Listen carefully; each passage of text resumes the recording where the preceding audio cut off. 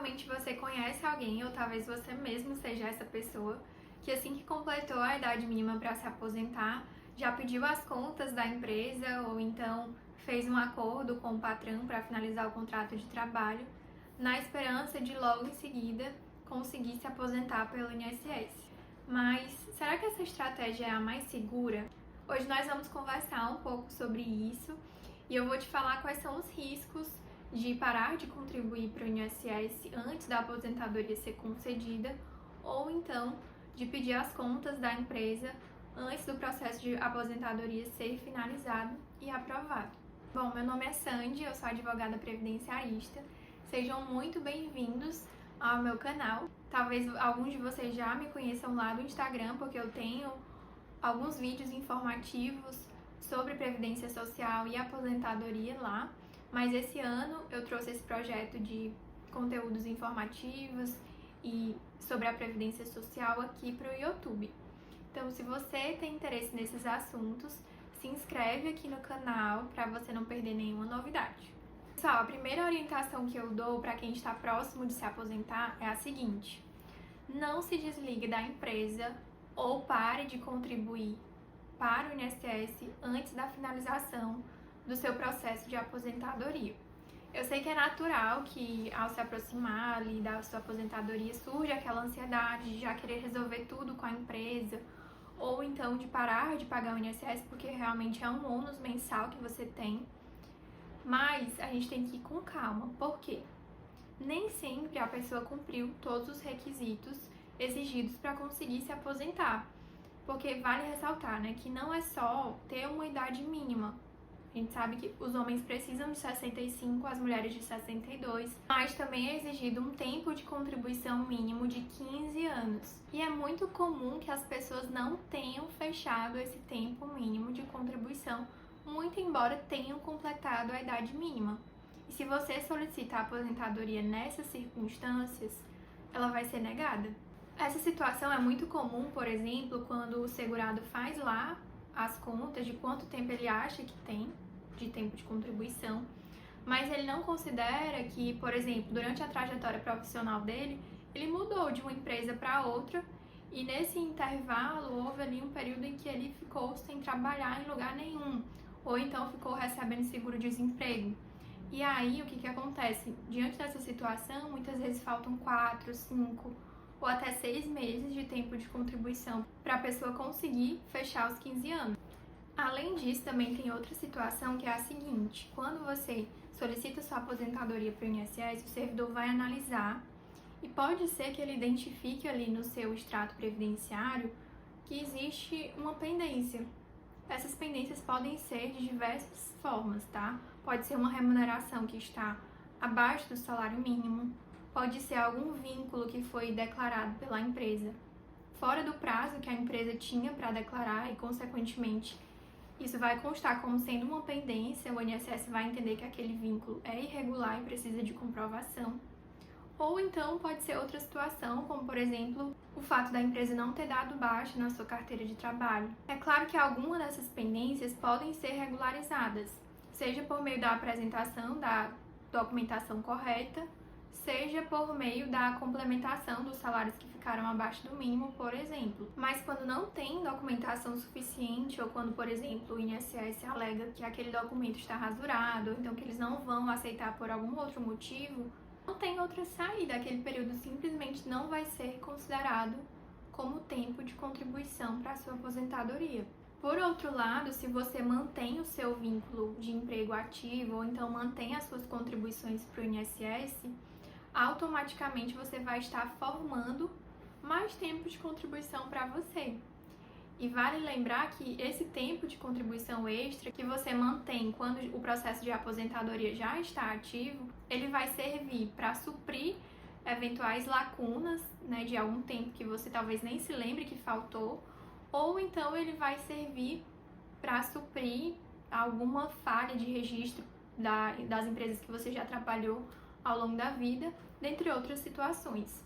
Claro que também pode servir para aumentar o valor da sua aposentadoria, porque quanto maior o seu tempo de contribuição, na maioria dos casos, maior vai ser o valor da sua aposentadoria. Se vocês têm interesse em saber como que funciona e as regras para calcular os benefícios previdenciários, é só deixar aqui nos comentários que eu posso trazer um vídeo sobre isso em outra oportunidade. Outro ponto que não costuma ser muito considerado é o fator tempo.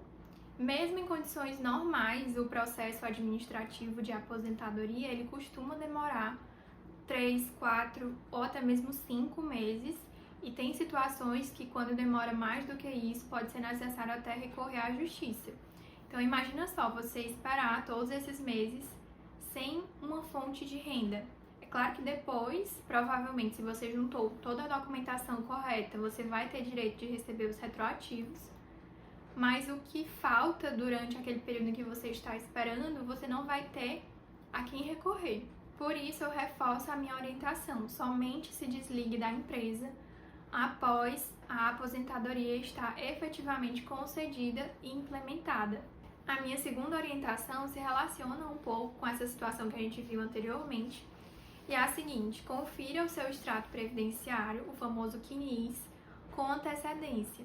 Para quem ainda não conhece, o CNIS é o principal documento utilizado pelo INSS para conceder ou negar uma aposentadoria. O grande problema desse documento é que ele tem informações que são muito antigas. Então, muitas vezes, as informações que estão constando lá no banco de dados do INSS, que você vê através do extrato previdenciário, não correspondem 100% à realidade e elas precisam ser ajustadas e corrigidas antes do requerimento da aposentadoria ou então durante o próprio requerimento da aposentadoria. Mas para você corrigir, você precisa entender o que é que está errado.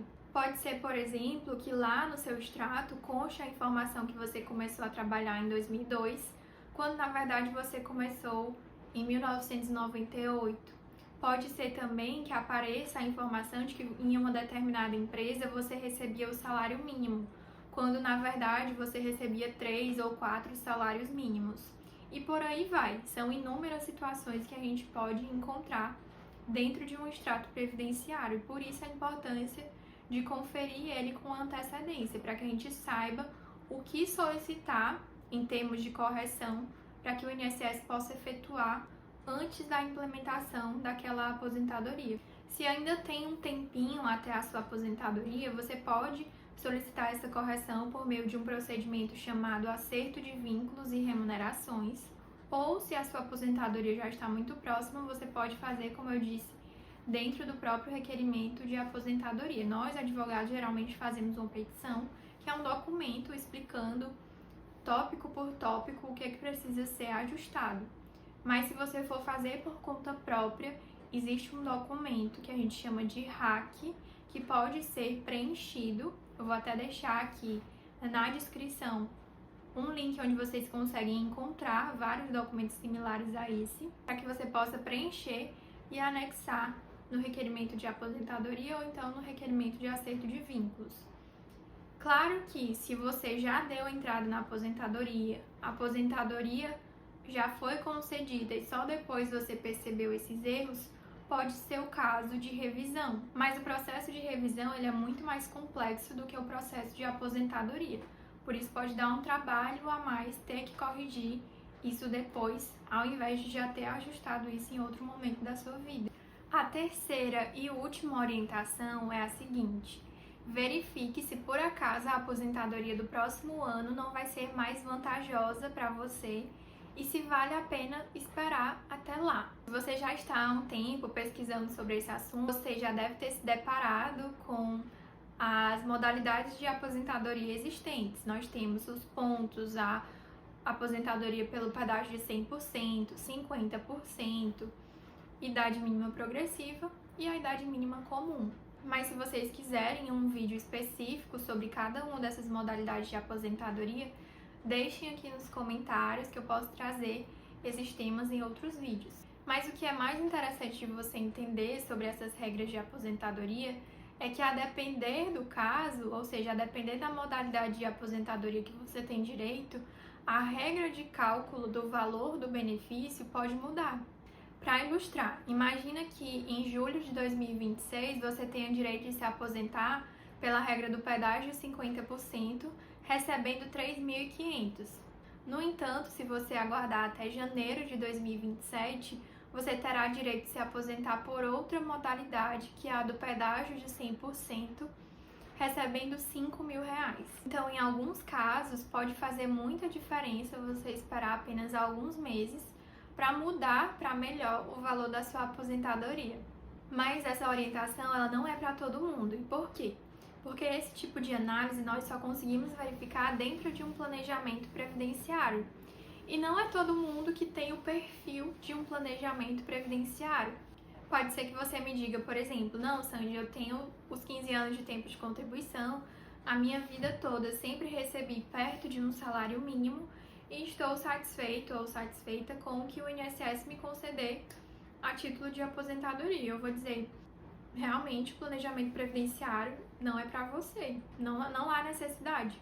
Mas por outro lado, se você me disser, não, Sandy, eu tenho meus 55, 60 anos, trabalho desde os 18 anos de idade e sempre tive salários variáveis ao longo da minha trajetória profissional.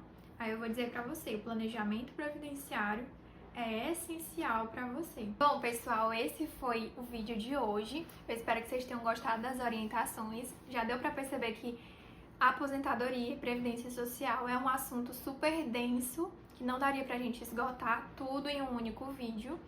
Então, se você gosta desse assunto, se tem interesse, quer saber mais, né, como que você pode fazer para se aposentar melhor, então se inscreve no canal, compartilha esse vídeo com as pessoas que estão nesse mesmo processo que você e deixa também uma curtida para me ajudar a entregar esse vídeo para mais pessoas.